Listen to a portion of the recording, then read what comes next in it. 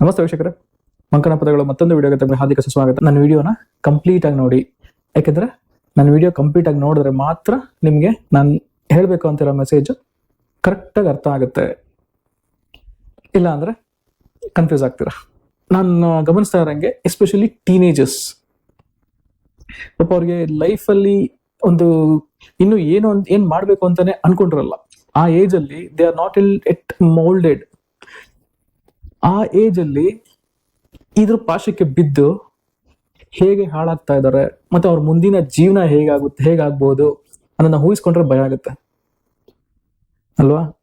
ಕೆಲವರಂತೂ ನೋಡ್ತಾ ಇದ್ದಂಗೆ 15ರಿಂದ 25 ವರ್ಷದವರೆಗೂ ಆ ಯಂಗ್ ಏಜ್ ಅಲ್ಲಿ ಏನೇನೋ ಸಾಧನೆ ಮಾಡ್ಬೋದು, ಏನೇನೋ ಕಲಿಬಹುದು, ಮತ್ತೆ ಏನೋ ಒಂದು ಲೆವೆಲ್ಗೆ ಹೋಗುವಂತ ಏಜ್ ಅಲ್ಲಿ the just spending time on viewing this social media, reels, videos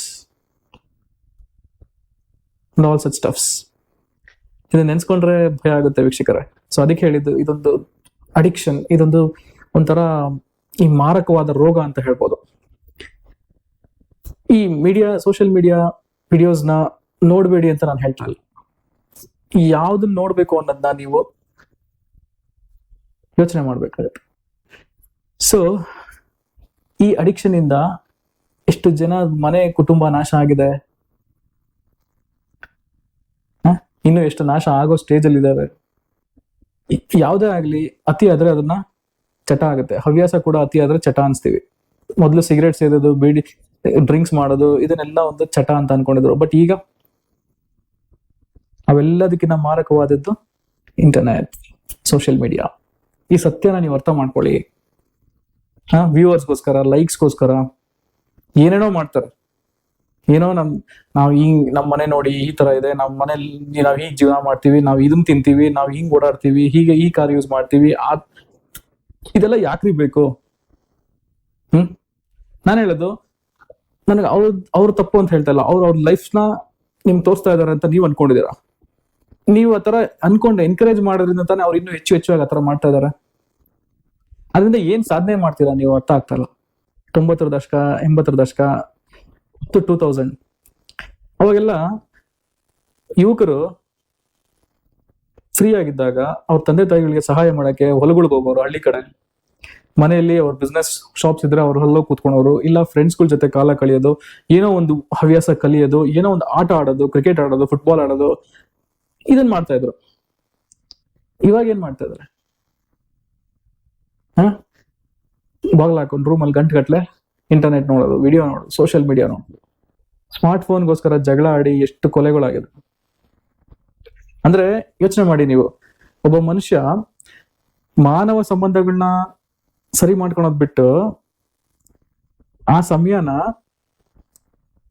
ಮಾಡ್ಕೊಂಡು ಸೋಷಿಯಲ್ ಮೀಡಿಯಾ ವಿಡಿಯೋಸ್ನ, ರೀಲ್ಸ್ನ ನೋಡೋ ಮಟ್ಟಿಗೆ ಬಂದಿದ್ದಾನಲ್ಲ, ಇದು ತುಂಬಾ ಅಪಾಯಕಾರಿ. ಬಸ್ ಸ್ಟ್ಯಾಂಡ್ ಅಲ್ಲಿ ಕೂತ್ಕೊಂಡಿರ್ತಾರೆ, ಬಸ್ ವೇಟ್ ಮಾಡ್ತಾ ಇರ್ತಾರೆ, ವಿಡಿಯೋ ನೋಡ್ತಾ ಇರ್ತಾರೆ. ಅದು ಎಷ್ಟು ಬಸ್ಗಳು ಹೋಗ್ತಿರ್ತಾವೋ ಬರ್ತಿರ್ತಾವೋ, ಅವ್ನಿಗೆ ಬೇಕಾಗಿರೋ ಬಸ್ ಬಂದ್ರು ಅವ್ನು ಎತ್ತು ನೋಡಲ್ಲ. ಅಷ್ಟು ಇನ್ವಾಲ್ವ್ ಆಗಿ ಇನ್ನೊಂದು ಬಸ್ ಬಂದ್ರೆ ಅದ್ರಲ್ಲಿ ಹತ್ತನ ಬಿಡು ಅಂದ್ಬಿಟ್ಟು ವಿಡಿಯೋ ನೋಡ್ತಿರ್ತಾರೆ. ಯಾರೋ ಒಂದ್ ಮಗು ಆಟ ಆಡ್ತಾ ಇರುತ್ತೆ ರೋಡಲ್ಲಿ, ಗಾಡಿಗಳು ಓಡಾಡ್ತಾ ಇರ್ತವೆ, ಇವನ್ ಪಾಡಿ ವಿಡಿಯೋ ನೋಡ್ಕೊಂಡು ಕೂತಿರ್ತಾನೆ. ಆ ಮಗು ಏನಾದ್ರು ಬಂದು ಗಾಡಿ ಹೊಡೆದು ಅನಾಹುತ ಆದ್ರೆ ಆ ಪರಿಜ್ಞಾನನೂ ಇಲ್ಲಲ್ಲ. ಸುತ್ತಮುತ್ತ ಜನ ಏನ್ ಮಾಡ್ತಾ ಇದಾರೆ, ನಮ್ ಸುತ್ತಮುತ್ತ ಹೇಗಿದೆ ಪರಿಸರ, ಒಳ್ಳೆ ಕಾಟ ನಾರ್ತಾ ಇದೆ, ಕಸ ಇದೆ, ಯಾವ್ದು ನಥಿಂಗ್. ನಾನಾಯ್ತು, ನನ್ನ ಮೊಬೈಲ್ ಆಯ್ತು, ಇಂಟರ್ನೆಟ್ ಆಯ್ತು, ಸ್ವೈಪ್ ನೋಡ್ತಾ ಇರೋ ರೀಲ್ಸ್ನ ಲೈಕ್ ಮಾಡು, ಶೇರ್ ಮಾಡು. ಅದು ಒಳ್ಳೇದಾದ್ರೂ ಶೇರ್ ಮಾಡ್ತೀರಾ? ದಯವಿಟ್ಟು ಈ ವಿಡಿಯೋ ನೋಡ್ತಾ ಇದ್ದಾರೆ ನಿಮ್ಮ ಮಕ್ಕಳಿದ್ರೆ ಅವ್ರಿಗೆ ಬುದ್ಧಿ ಹೇಳಿ. ನಿಮ್ಮ ಅಣ್ಣ ತಂಗಿದಿರಿದ್ರೆ, ಅಕ್ಕ ತಂಗಿದಿರಿದ್ರೆ, ಅವ್ರ ಮಕ್ಕಳುಗಳಿದ್ರೆ ದಯವಿಟ್ಟು ಅವ್ರಿಗೊಂದ್ ಸ್ವಲ್ಪ ಈ ಸೋಷಿಯಲ್ ಮೀಡಿಯಾ ಅಡಿಕ್ಷನ್ ಬಗ್ಗೆ ತಿಳಿಸಿ. Please spread awareness. ಬಿಕಾಸ್ ನಾನು ನೋಡ್ತಾ ಇದ್ದೀನಲ್ಲ, ಈ ಕಾಲೇಜ್ ರೋಡಲ್ಲಿ ನಾವು ಕಾರಲ್ಲಿ ಹೋಗ್ತಾ ಇರ್ತೀವಿ, ಹಾರ್ನ್ ಮಾಡಿದ್ರು ಕೂಡ ಅವರಿಗೆ ಗಮನ ಇಲ್ಲ ರೀ. ಅಷ್ಟು ಇನ್ವಾಲ್ವ್ ಆಗ್ಬಿಟ್ಟಿದ್ದಾರೆ, ಅಷ್ಟು ಹುಚ್ಚಿಡ್ಬಿಟ್ಟಿದೆ ಅವ್ರಿಗೆ ಸೋಷಿಯಲ್ ಮೀಡಿಯಾ, ಮೊಬೈಲ್ ಇದ್ಬಿಟ್ರೆ ಪ್ರಪಂಚದಲ್ಲಿ ಅವ್ರಿಗೆ ಸುತ್ತಮುತ್ತನೇ ಯಾರಿಗೆ ಏನ್ ಮಾಡ್ತಾ ಇದಾರೆ, ಯಾರೇನ್ ಆಗ್ತಾ ಇದಾರೆ, ಅವ್ರಿಗೆ ಏನಾದ್ರು ಆಪತ್ತು ಇದ್ರೆ ಅಂದ್ರೂ ಗೊತ್ತಾಗಲ್ಲ. ಯಾವತ್ತೋ ಒಂದ್ ದಿವಸ ಯಾರೋ ಬಂದಿಂದ ಹೊಡೆದು ಬಿಡ್ತಾನೆ, ಫ್ಲಾಟ್. ಜೀವನನ ವ್ಯರ್ಥ ಮಾಡ್ಕೊಳೋದು ನೋಡ್ತಾ ಇದಾರೆ, ಬೇಜಾರಾಗುತ್ತೆ ವೀಕ್ಷಕರ. ನಾನು ಅದಕ್ಕೋಸ್ಕರ ಈ ವಿಷಯನ ದಯವಿಟ್ಟು ತುಂಬಾ ಜನಕ್ಕೆ ತಲುಪಿಸಿ. ಆದಷ್ಟು ಮಕ್ಕಳನ್ನ, ಈ 15ರಿಂದ 25 ವಯಸ್ಸಿನ ಮಕ್ಕಳಿದಾರಲ್ಲ, ತಮ್ಮ ಜೀವನ ಕಟ್ಕೊಳೋ ವಯಸ್ಸಲ್ಲಿ ಈ ತರ ಜೀವನನ ವ್ಯರ್ಥ ಮಾಡ್ಕೊಂತ ಇದಾರೆ. ಅವರಿಗೆ ಸ್ವಲ್ಪ ತಿಳಿ ಹೇಳಿ, ರೀಲ್ಸ್, ವಿಡಿಯೋಸ್, ವ್ಲಾಗ್ಸ್ ಮಾಡೋದು ಇವೆಲ್ಲ ನೀವೊಂದು ಹಂತ ತಲುಪಿದ ಮೇಲೆ ನಿಮಗೆ ಯಾವ್ದು ಸೂಕ್ತ ಅನ್ಸುತ್ತೋ ಅದನ್ನ ಮಾತ್ರ ನೋಡಿ. ಒಂದು ಹಂತ ಹೋಗ್ಬೇಕು ನೀವು, ಮತ್ತೆ ನೀವು ವಾಪಸ್ ಹೋಗ್ಬಿಟ್ಟು ಹಿಂದೆ ಓದಕ್ಕಾಗಲ್ಲ. ನಿಜ ಬೇಕು ನಿಜ ಬೇಕು ನಿಜ ಬೇಕು ಅಂತ ಯಾವ್ದೋ ವಿಡಿಯೋಸ್ನ CC ಕ್ಯಾಮ್ರಾನ ತೆಗೆದು ಹಾಕ್ಬಿಡ್ತಾರಲ್ಲ, ಅದೆಲ್ಲ ಹಾಕಿದ್ರೆ ನಿಮ್ ಅದ್ ತಿಳ್ಕೊಂಡು ಏನ್ ಪ್ರಯೋಜನ? ಅದನ್ನ ಪೊಲೀಸ್ ಅವ್ರು ತಿಳ್ಕೊಂತಾರೆ, ಅವ್ರ ಕೇಸ್ ಇನ್ವೆಸ್ಟಿಗೇಷನ್ ಯೂಸ್ ಮಾಡ್ತಾರೆ, ಬಿಸಾಕ್ತಾರೆ. ನೀವು ಅದನ್ನ ನೋಡಿ ನೋಡಿ ನೋಡಿ ನೀವು ಏನ್ ಮಾಡ್ತೀರಾ ನಂಗೆ ಅರ್ಥ ಆಗ್ತಾ ಇಲ್ಲ. ಅಮೂಲ್ಯವಾದ ಟೈಮ್ನ ಯಾವ್ದಾದ್ರು ಯೂಸ್ಫುಲ್ ವಿಡಿಯೋಸ್ನ ನೋಡಿ, ಅದು ಮಿತವಾಗಿರ್ಲಿ. ನೀವೇ ಕಳೆದೋಗೋಷ್ಟು ಲೆವೆಲ್ಗೆ ನೀವು ಹೋಗ್ಬೇಡಿ. ಬಾಗ್ಲ ಹಾಕೊಂಡು ಗಂಟೆಗಟ್ಲೆ ನೀವು 2 hour 3 hour media, social media, reels, ವಿಡಿಯೋಸ್ನ ನೋಡ್ಕೊಂಡು ಕೂತ್ಕೊಂಡ್ರೆ ನಿಮ್ಮ ಮುಂದಿನ ಭವಿಷ್ಯದ ಗತಿ ಏನಾಗುತ್ತೆ? ಜೀವನದಲ್ಲಿ ಒಂದು ಉದ್ಯೋಗ ಸಿಗೋ ಅಂತ ಕೆಲಸ ಮಾಡಿ, ಆಮೇಲೆ ನೀವು ಉದ್ಯೋಗದಿಂದ ಫ್ರೀ ಆಗ್ತಿರಲ್ಲ, ಕೆಲಸ ಮಾಡ್ತಾ ಮಾಡ್ತಾ ಪುರ್ಸೋತ್ ಸಿಗುತ್ತಲ್ವಾ, ಅವಾಗ ಏನೋ ಒಂದು ಎಂಟರ್ಟೈನ್ಮೆಂಟ್ಗೆ ಅಂತ ನೋಡಿ. ಮತ್ತೆ ಅದ್ರಲ್ಲಿ ಯೂಸ್ಫುಲ್ ಇನ್ಫಾರ್ಮೇಶನ್ ಇದ್ರೆ ಮಾತ್ರ ನೀವು ಇನ್ವಾಲ್ವ್ ಆಗಿ. ಯಾವ್ದಾದ್ರು ನೋಡ್ಕೊಂಡು ಅಡಿಕ್ಷನ್ಗೆ ಒಳಗಾಗಬೇಡಿ. ಸೊ ದಯವಿಟ್ಟು ಈ ವಿಷಯನ ತುಂಬಾ ಜನಕ್ಕೆ ತಲುಪಿಸೋದಕ್ಕೆ ನಾನು ಸಹಾಯ ಮಾಡಿ ಅಂತ ಕೇಳ್ಕೊಂತ ಇವತ್ತಿನ ವಿಡಿಯೋ ಇಲ್ಲಿಗೆ ಮುಗಿಸ್ತಾ ಇದ್ದೀನಿ. ಇಷ್ಟ ಆದ್ರೆ like, share and please subscribe my channel. Encourage me to do more such positive videos.